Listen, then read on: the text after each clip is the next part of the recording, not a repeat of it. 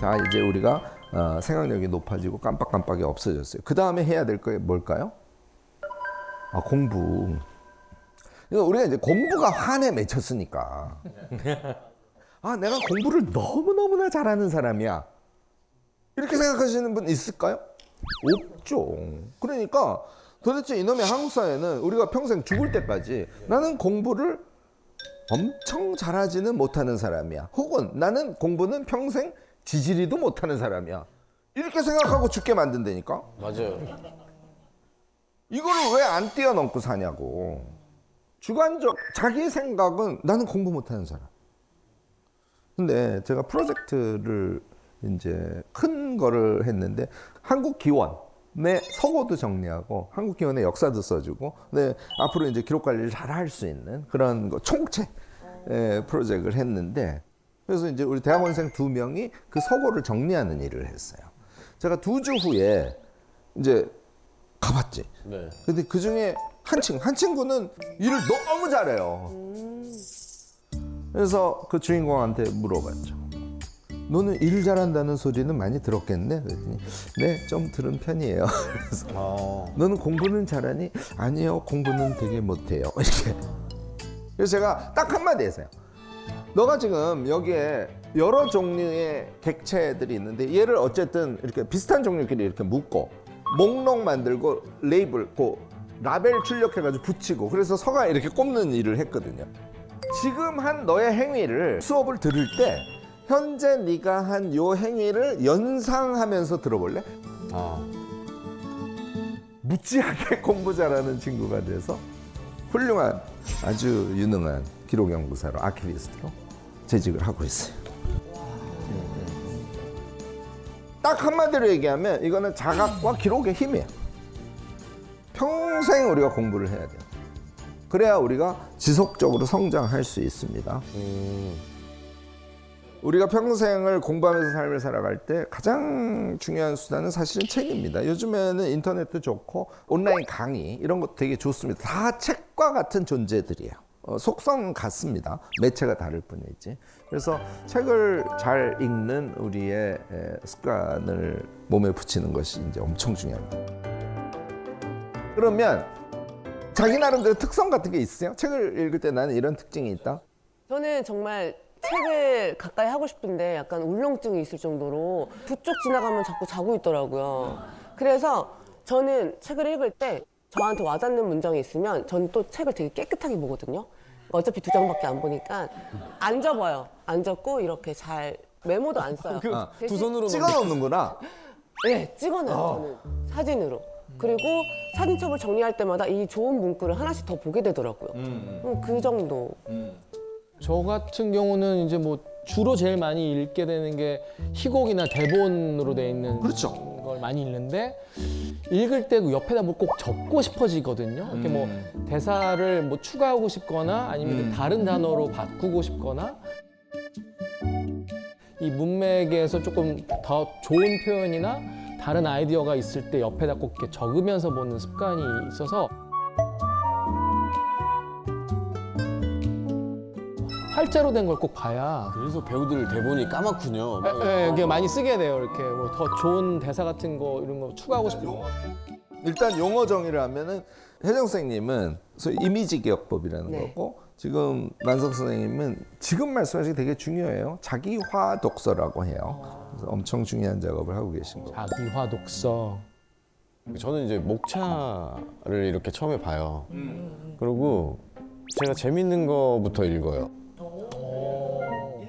1페이지부터 보지 않아요. 그래서 어떤 책은 뒤에만 보고 놔뒀다가 다시 끄집어내서 보는 경우도 있고, 그러니까 참고 자료 같은 느낌으로 생각을 해요. 그래서 목차도 제가 필요한 것만 보고 또 덮어놓고, 또 시간 나면 그냥 또 앞에부터 한번 읽어보고, 저는 약간 좀 중구난방으로 읽습니다. 지금 중구난방이라는 용어를 쓰셨는데 이 경우는 궁금증 독서라고 정말 기가 막힌 독서법을 쓰고 계시고요. 이런 독서법이 있습니까? 제가 용어를 붙였습니다. 방금 붙이신 거. 정말 좋은 독서법을 갖고 계신 거예요. 정말요? 제 선생님처럼 읽으셔야 되는 거. 이게 3장에 있는 내용이 궁금하네. 얘를 읽으면 얘를 읽는 것에 의해서 요 앞에 있는 것도 궁금하네 이렇게 궁금증이 꼬리를 물고 가게 돼 있어요. 그렇게 있습니다. 자기가 궁금한 걸 봐야지.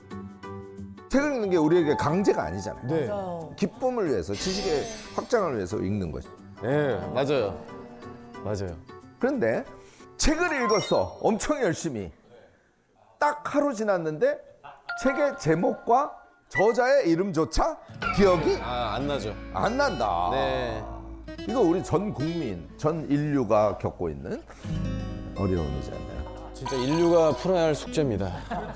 뭐 읽어야 하는 거는 알겠는데. 인지심리학자들이 기억을 이렇게 부릅니다. 인간의 기억은 무언가를 경험하고 난 뒤 자기의 이해와 평가를 저장해놓고 그걸 기억이라고 부른다. 네, 그러니까 저는 그래서 기억하기 위해서 제 평가를 한 줄을 꼭 적거든요. 네. 뭐 예를 들어서 제가 마이클 샌델의 정의란 무엇인가를 읽고 난 다음에 그 위에 이제 영화 평론가들처럼 한 줄 평을 적어요. 그러니까 그때그때마다 고민하란 얘기, 크크크, 뭐 이런 거. 되게 좋은 것 같습니다. 네. 그다음에 뭐 뇌과학 책을 읽으면 그러니까 기술 개발은 뒤로 갈 수도 있다는 얘기. 허허허. 뭐 이렇게 이제 적어 놓으면 신기하게도 읽었던 내용들이 다시 이렇게 흔들려서 다시 재구성되듯이 나오거든요. 항상 하나씩 붙여 놓습니다. 네. 우리가 독서, 공부 등과 관련해서 체크해야 될 이슈들이 지금 다 나왔거든요. 특히 마지막에 김경일 교수 말씀하신 부분의 정말 핵심은 자기식으로 이해한 것의 엑기스가 내 이 속에 살아있으면 다른 기억들도 우리의 지식으로 들어올 수 있다. 뭐 이런 말씀을 해주신 거고요. 그래서 책을 읽을 때 명시화 기법을 쓰면 엄청 기억하거든요. 책 한 권을 여러분들 다 외워서 10분 만에 책을 쭉 설명할 수 있게 돼요. 너무너무 기대되죠. 오늘 그 기법을 완전히 익히실 거예요. 그런데 답은 너무 심플해요. 오늘부터 책을 읽으실 때 눈동자를 움직이면서 읽어보세요. 눈동자를? 자, 지금부터 왼쪽에서 쭉 눈동자를 움직이면서 읽는 거예요. 시작.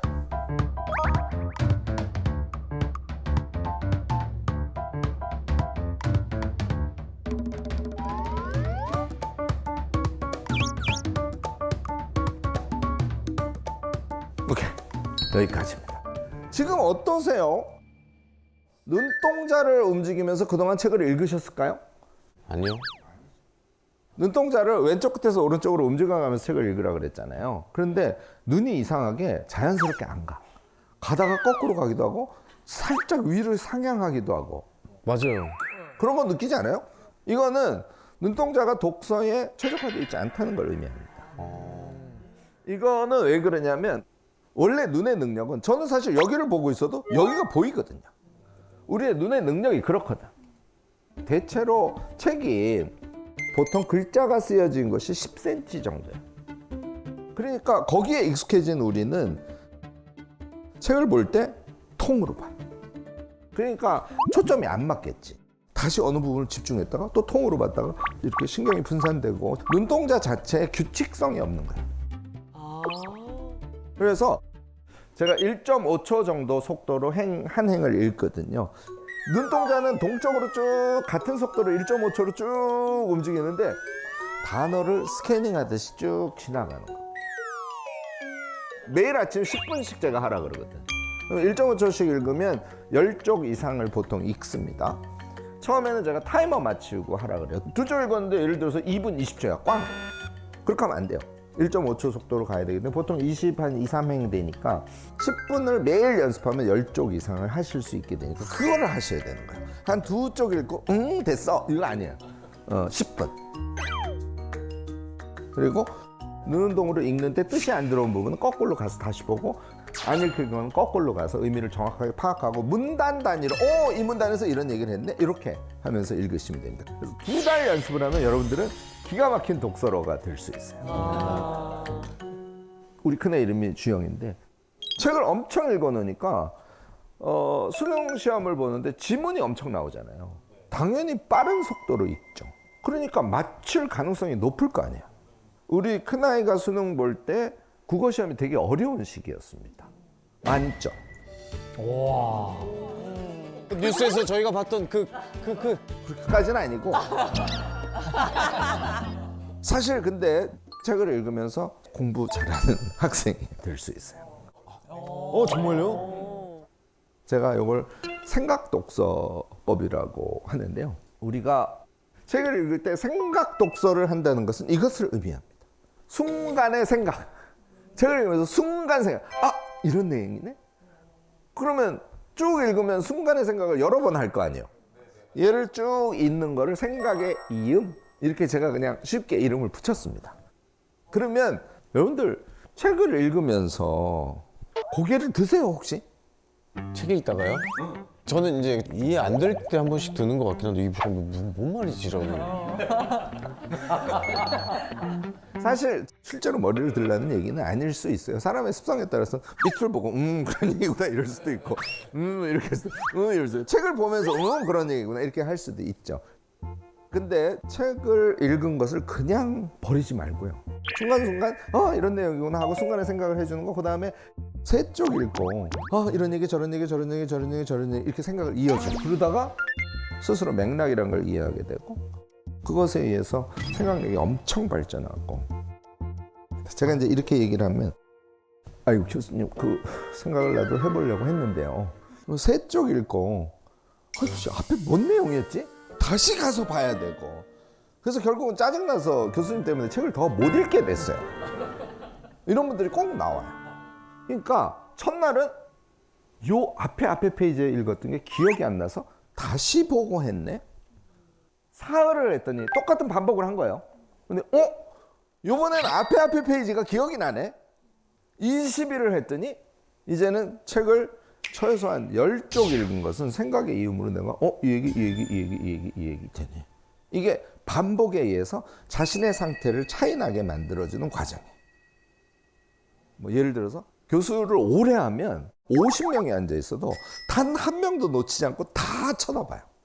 대학에서 이제 강의를 하면 강의가 끝나면 난리가 나. 와 끝났다 이러면서 와 끝났다 이러면서 그런데 거기 꼭 이상한 학생들이 있어요.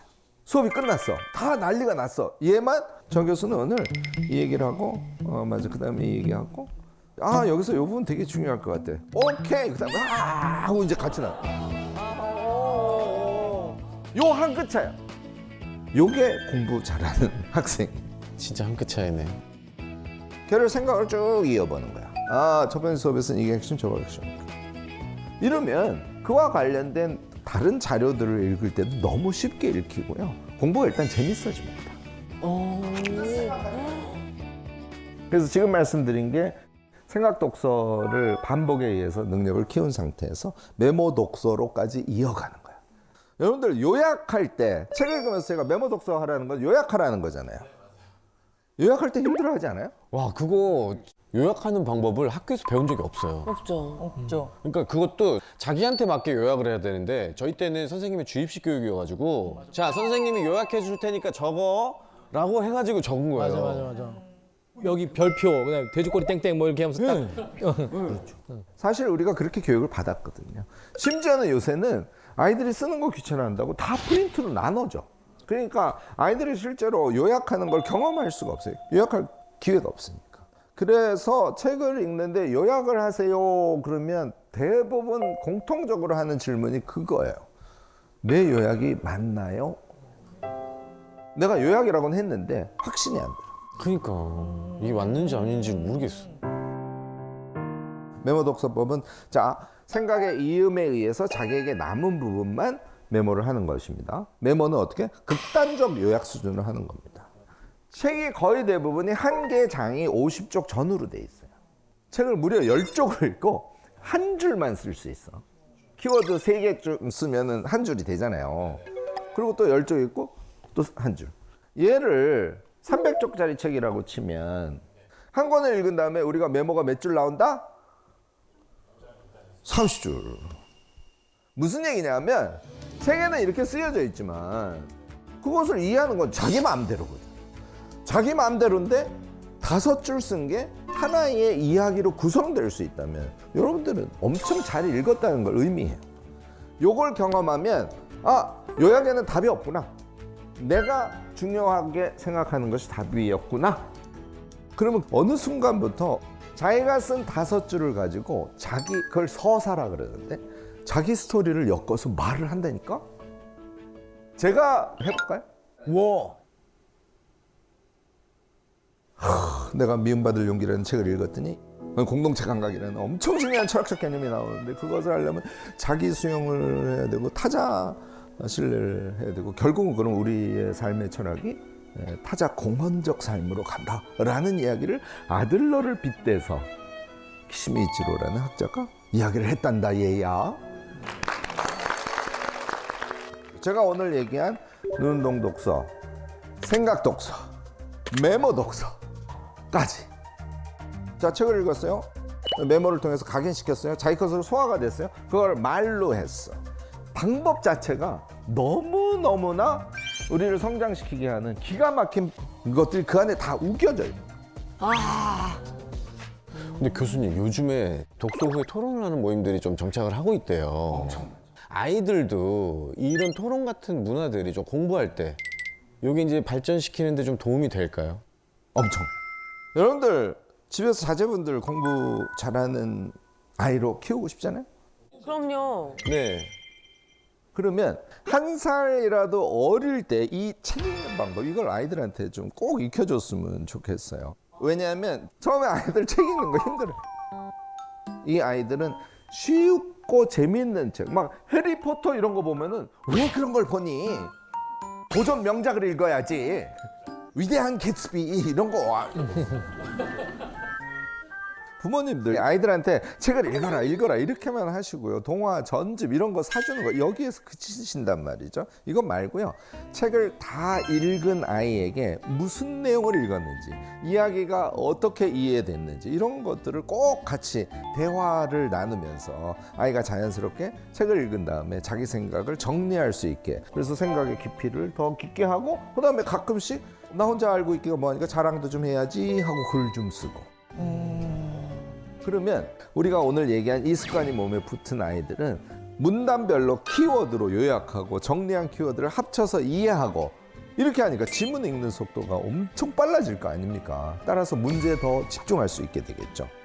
얘는 공부만 잘하는 것이 아니라 스스로 문제 해결 능력을 가져요. 선생님이 갑자기 내일 모레 120쪽 분량의 시험을 낼 거야 이렇게 얘기하면 어떻게 될까요? 아이들 다 멘붕 상태죠. 다들 그런데 평상시에 읽고 키워드 찾아서 요약만 하고 그런 과정을 통해서 내용이 완전히 자기 것이 된 학생들한테는 120쪽에 대한 분량이 그렇게 꼭 많은 분량이 아닐 수 있죠.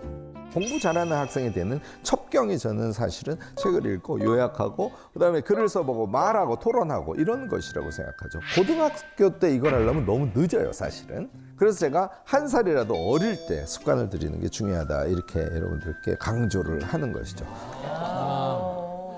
사실 근데 부모님들이 이 독서 습관을 먼저 들이시는 게 좋겠어요. 그러면 아이들과 함께 할 수 있지 않습니까? 아이들도 좀 더 신나서 할 수 있으니까 꼭 여러분들이 먼저 나서서 해주시는 것을 권하고요. 자, 그게 여러 가지 상황상 안 돼. 그럴 경우에는 요즘에 독서 토론 프로그램 얼마나 많습니까?